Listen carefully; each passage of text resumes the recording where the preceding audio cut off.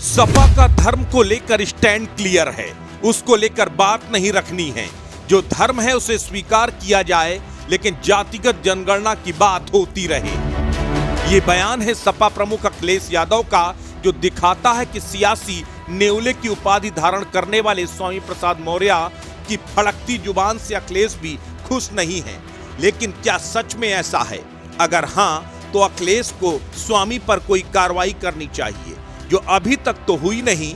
दूसरी तरफ अखिलेश का मीडिया को नसीहत देना कि आप ऐसे बयानों को दिखाते ही क्यों हैं, भी सवाल खड़े करता है कि अखिलेश आखिर उल्टी गंगा क्यों बहा रहे हैं।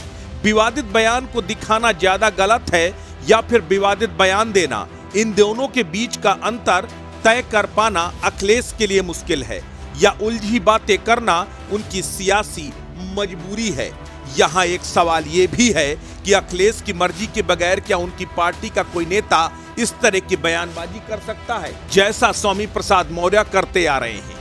ये साफ तौर से नजर आ रहा है कि अखिलेश सांप के बिल से निकलकर उनके खेमे में आए नेवले की नई कारस्तानी से खुश तो नहीं है, पर नाराज भी नहीं है। यानी अखिलेश अपने वोटर को ये संदेश तो दे रहे हैं कि उनका स्टैंड सभी धर्मों का सम्मान है, लेकिन अगर कोई उस स्टैंड से अलग मत रखता है तो वो उसे भी गलत नहीं मानते। मतलब तीर एक और निशाने दो।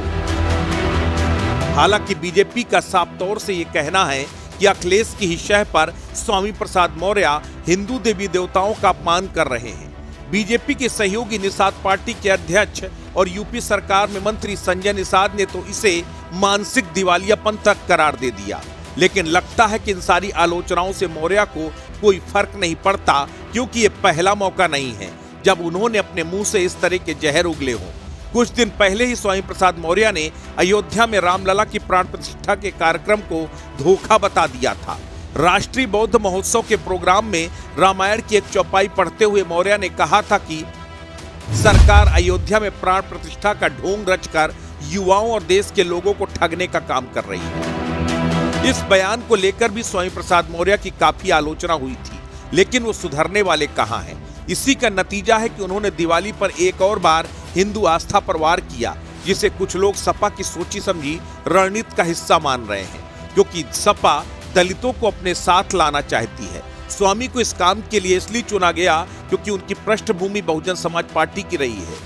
जिस तरह ज्योतिबा फुले और पेरियार जैसे बड़े दलित समाज सुधारकों ने धर्म के नाम पर होने वाले आडंबरों पर निशाना साधा, उसी तरह स्वामी प्रसाद को भी लगता है कि हिंदू देवी देवताओं, मंदिरों और ग्रंथों के खिलाफ निंदा भरे बयान देकर वो दलितों के एक बड़े तबके के साथ जुड़ जाएंगे, जो उन्हें चुनावी कामयाबी दिलाने में भी मदद करेगा। हालांकि समाजवादी पार्टी के सभी नेता इस रणनीति को सही मान रहे हों, ऐसा नहीं है।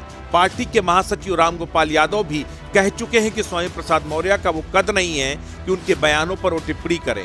उन्होंने स्वामी को दो टूक शब्दों में कहा था कि कुछ लोग मूर्खता की बात करते हैं, हम तो सनातनी हिंदू हैं और राम कृष्ण और शिव में हमारी अपार आस्था है। बहरहाल यहाँ सवाल ये भी उठने लगा है कि स्वामी अपना गेम बनाने के चक्कर में कहीं सपा के चुनावी खेल पर पानी न फेर दें।